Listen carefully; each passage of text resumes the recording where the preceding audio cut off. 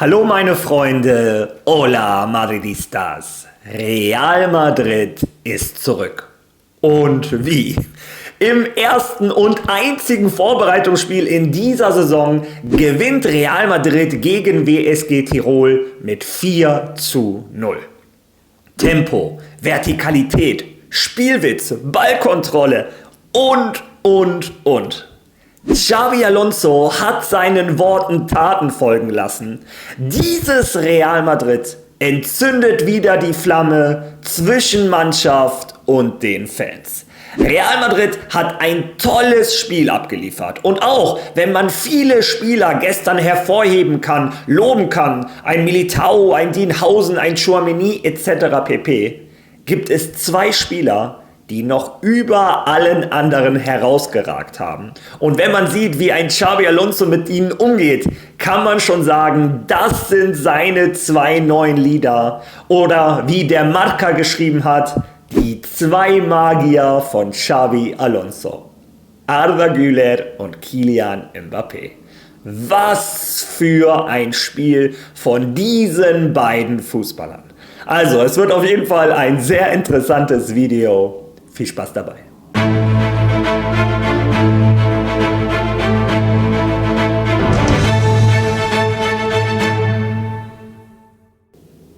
Als ich vor knapp einem Jahr angefangen habe zu sagen, dieses Real Madrid braucht Xabi Alonso, war das Spiel von gestern ungefähr das, was ich mir erhofft habe. Und trotz alledem muss ich sagen, ich war komplett überrascht. Dieses Real Madrid kommt von einer Saison mit über 70 Spielern. Die Jungs hatten 3 Wochen Urlaub, wenn überhaupt, und hatten eine Woche Zeit, sich vorzubereiten. Mit Doppelsessions, mit Krafttraining, mit Gym, mit Laufeinheiten. Das Normalste auf der Welt ist, dass dieses Madrid gestern über den Platz sich gequält hätte. Aber nein, dieses Madrid hat einen Spielwitz, eine Energie vermittelt, die ich in der kompletten letzten Saison vermisst habe. Und abgesehen von der Leistung der einzelnen Spieler, das Team, das Konzept, die Handschrift von Xabi Alonso ist das, was sich jeder Madridista gewünscht hat. Ein Pressing. Natürlich kann das Pressing noch nicht bei 100% sein. Und mir ist auch bewusst, dass ein WSG Tirol jetzt nicht unbedingt der Gradmesser ist für ein Real Madrid. Aber darauf kommt es mir gar nicht an. Mir kommt es vielmehr auf die Leistung, auf den Fußball, an den Real Madrid spielen möchte. Ein Pressing haben wir gespielt. Wenn wir den Ball hatten, haben wir zum einen Ballkontrolle gehabt, zum anderen waren wir aber auch vertikal. Wenn wir den Ball erobert haben, schnelle Abschlüsse. Es war ein ständiger Gefahrenherd und du hattest den ganzen Tag den Eindruck, Real Madrid könnte hier noch wesentlich höher gewinnen. Die Ballstaffetten, man sieht, dass es ein neues Real Madrid sein soll. Es gab teilweise gestern im Livestream auch Kommentare von Zuschauern, die gesagt haben, um Himmels Willen, ich kriege Kopfschmerzen so schnell, wie Real Madrid den Ball hin und her kombiniert. Und mir ging es genauso. Ich wollte hin und wieder meine Szene erklären, ich kam kaum hinterher. Arda, Trent, Tchouaméni, Arda, Vini, Mbappé, es ging hin und her. Und irgendwann stand dann ein Spieler von Real Madrid mit einer guten Schusssituation da. Wie gesagt, das Spiel hätte noch deutlich höher ausgehen können. Und Real Madrid hat mit diesem Pressing, mit diesem Offensivdrang nicht aufgehört. Von A bis Z, nicht als du geführt hast, wo du denken könntest, die Vorbereitung ist jetzt in den Knochen, jetzt ziehen sie sich mal ein bisschen zurück, was auch immer. Nein, Real Madrid hat Bock auf Fußball. Diese Energie ist die ein Xabi Alonso am Anfang der Saison versprochen hat. Und Real Madrid hat auch von Anfang an keinen Zweifel daran gelassen, wer dieses Spiel gewinnen wird. Nach 12 Minuten stand es bereits 2:0 und innerhalb dieser 12 Minuten hatte vorher Arda schon einen Lattenschuss abgeliefert und vorher Tchouaméni und Arda eine klare Doppelchance. Also es hätte nach 12 Minuten schon 3 oder 4:0 stehen können. Im Endeffekt macht Eder Militao in seinem zweiten Spiel nach seiner Verletzung sein zweites Tor 1:0 nach einer Bogenlampe mit einem im Kopfball. Also, Eder Militão, zu seiner Leistung komme ich gleich, denn das ist mit die beste Nachricht, die es für den Madridismo geben kann, dass Eder Militão so wieder zurück ist, wie er zurzeit zurück ist. Das 2:0 war dann ein Meisterwerk von den zwei neuen Leadern, von den zwei Magiern von Xabi Alonso, Arda Güler, mit einem absoluten Traumpass. Aber was Kylian Mbappé aus diesem Traumpass macht, das haben nicht viele Spieler auf dieser Welt drauf. In einer fließenden Bewegung nimmt er den Ball mit rechts an, dreht sich, schießt ihn mit links in den Winkel. Das war eine Sekunde nicht mal, da hat er das alles gemacht. Das ist der Kylian Mbappé, den wir bei Madrid sehen wollten. Wir haben ein neues Level an Kylian Mbappé gestern gesehen. So gut habe ich ihn im weißen Trikot noch nicht gesehen. Man sieht auch, dass die neuen Trainingsmethoden von dem Xabi Alonso klappen. Die Spieler wirken wieder spritziger, schneller und das, obwohl sie noch schwere Beine haben. Wo kann das aufhören, wenn die Spieler mal wirklich bei 100% sind? Also, wie dem auch sei. Dann ist erstmal lange nichts passiert, aber Real Madrid hatte trotzdem die ganze Zeit die Kontrolle. Es war trotzdem erfrischend, es hat trotzdem Spaß gemacht zuzugucken. Es hätten auch noch mehr Tore fallen können. Dann in der zweiten Halbzeit ist irgendwann das 3:0 gefallen, wieder durch Kylian Mbappé nach einem absoluten Traumpass von Aurélien Tchouaméni. Kylian Mbappé wirkt wieder, wie eben gesagt, spritziger denn je zuvor, steht allein vom Torwart eiskalt, umkurvt ihn, schiebt den Ball ins leere Tor und das 4:0 hat sehr viele Madridistas gefreut. Das Tor von Rodrigo ist absolute Spitzenklasse. Aber schaut euch mal die 15, 20 Sekunden vor diesem Tor an.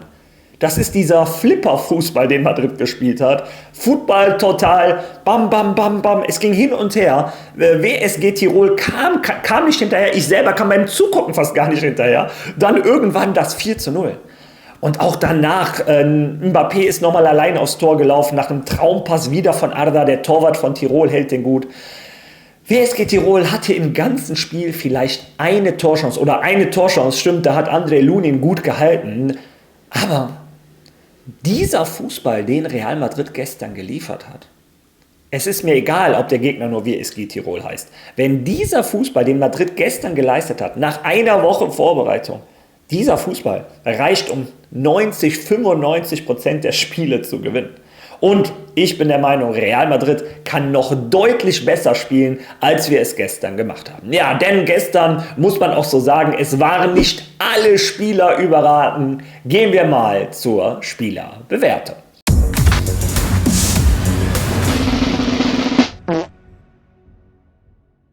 Ja, fangen wir an im Tor. Thibaut Courtois. Hat der überhaupt mitgespielt? Da kann man, glaube ich, nicht viel zu sagen.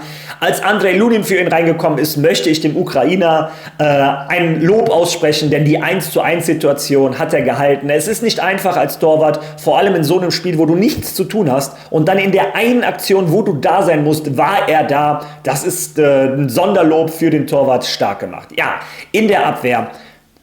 Ich bin komplett begeistert. Dean Housen und Eder Militão. Das ist mit das Beste, wenn es so bleibt, wenn sie fit bleiben, wenn sie gesund bleiben. Das ist das Beste mit, was es in der Welt des Fußballs geben kann. Dean Housen, der ist 20. Der ist jetzt schon der Anführer der Abwehr. Der ist neben Arda Güler unser zweiter Spielgestalter. Es ist für ihn locker easy. Der spielt wie ein Toni Kroos von hinten die Pässe heraus.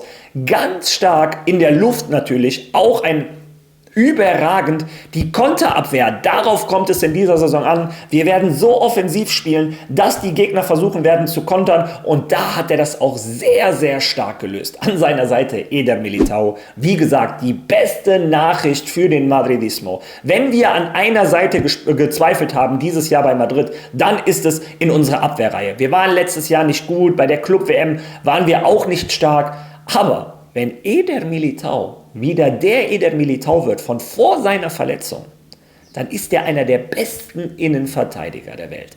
Gestern hat er wieder gezeigt, warum. Nicht nur mit seinem Tor, das gehört gar nicht zu seinem Job, trotzdem natürlich freuen wir uns und immer wieder, wenn ein Tor fällt, werden wir uns natürlich freuen. Aber hinten, sauschnell.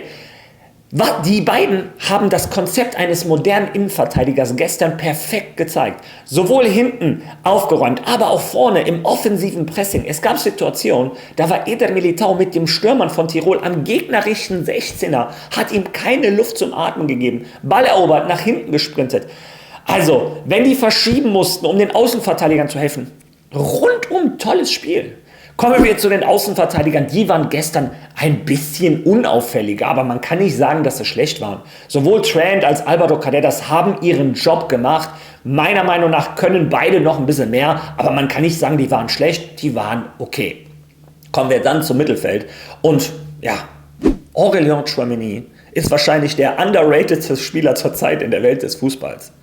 Xabi Alonso, was der aus Aurélien Tchouaméni macht, den besten mit Abstand Sechser der Welt.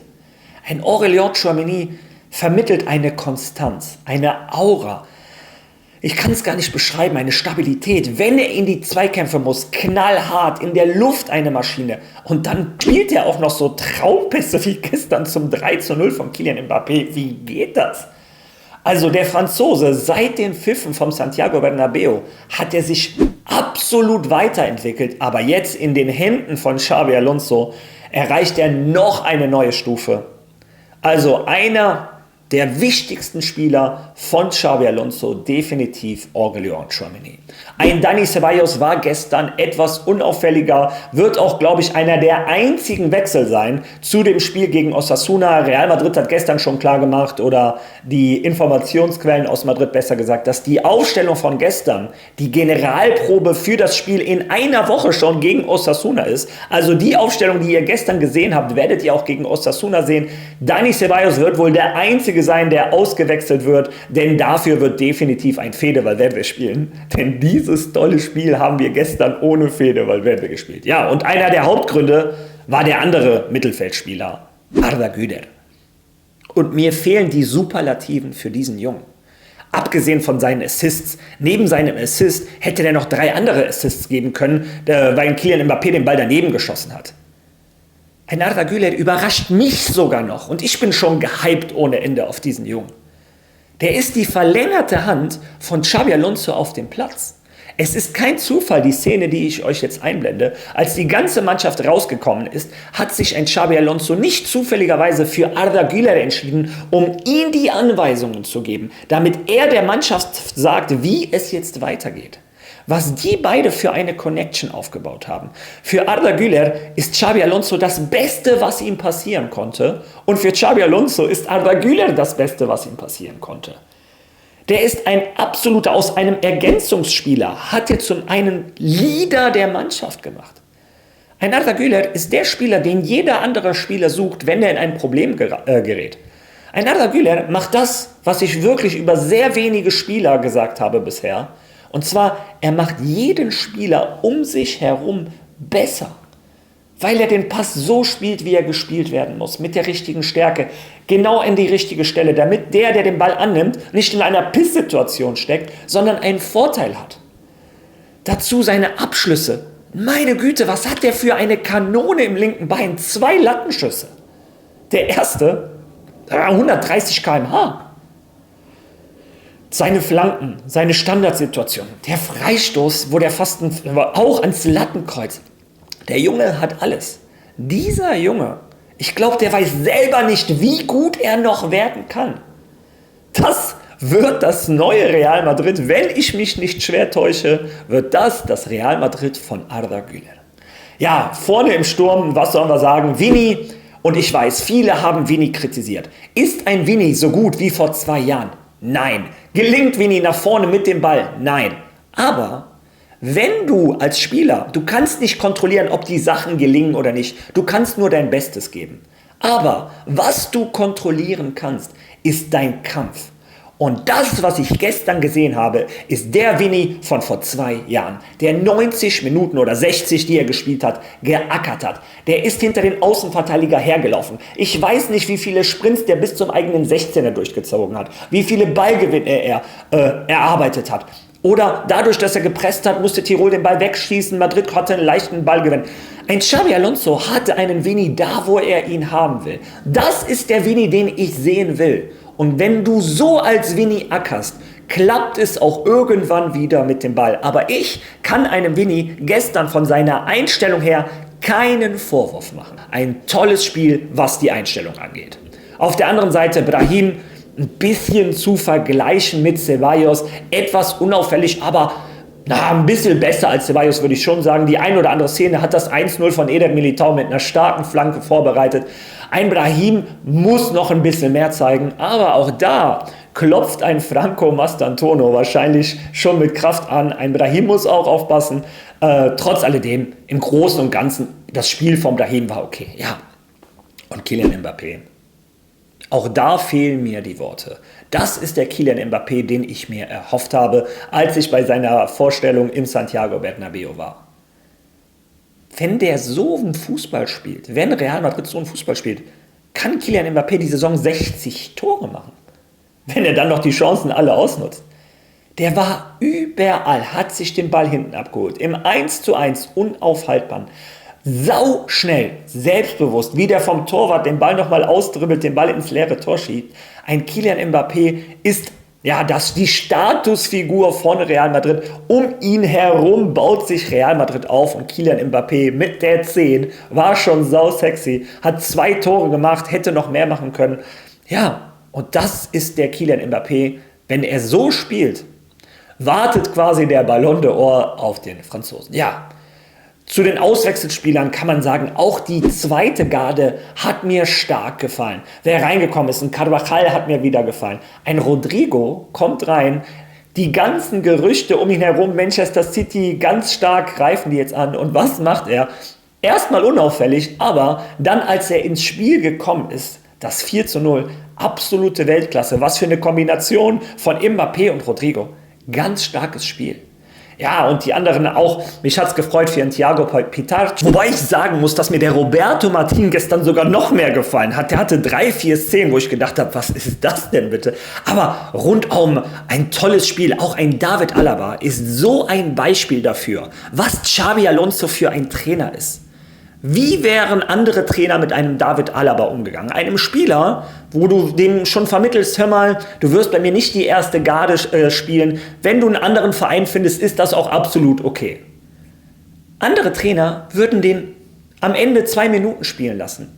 Was macht ein Xabi Alonso? Er findet die perfekte Position für den Österreicher. Den Backup für ein Tchouaméni. Ein Spieler, der sowohl in der Innenverteidigung als auch auf der 6 seine Stärken zeigen kann. Ein David Alaba hat ein tolles Spiel geliefert, war teilweise linker Flügel und hat fast ein Tor von Gonzalo vorbereitet, der mir übrigens auch gefallen hat. Die Energie von einem Gonzalo beim Pressing, auch sein Abschluss, die Bewegungen, der Junge ist ein Vollblutstürmer. Also ein rundum gelungenes Spiel von Real Madrid. Ein Real Madrid, wo ich jetzt schon kaum erwarten kann, dass die Saison endlich startet. Ich bin hellauf begeistert. Jetzt bin ich gespannt, was ist eure Meinung zu diesem Spiel? Was ist eure Meinung zu meiner Einschätzung? Lasst das bitte in den Kommentaren. Und wenn ihr schon mal da seid, liken, teilen, followen nicht vergessen. Ihr wisst, wie YouTube funktioniert. Ihr tut mir natürlich einen Riesengefallen. Ja, und ich würde vorschlagen, wir sehen uns morgen wieder, hoffentlich wieder mit so einem breiten Grinsen. Bis dahin. A la Madrid!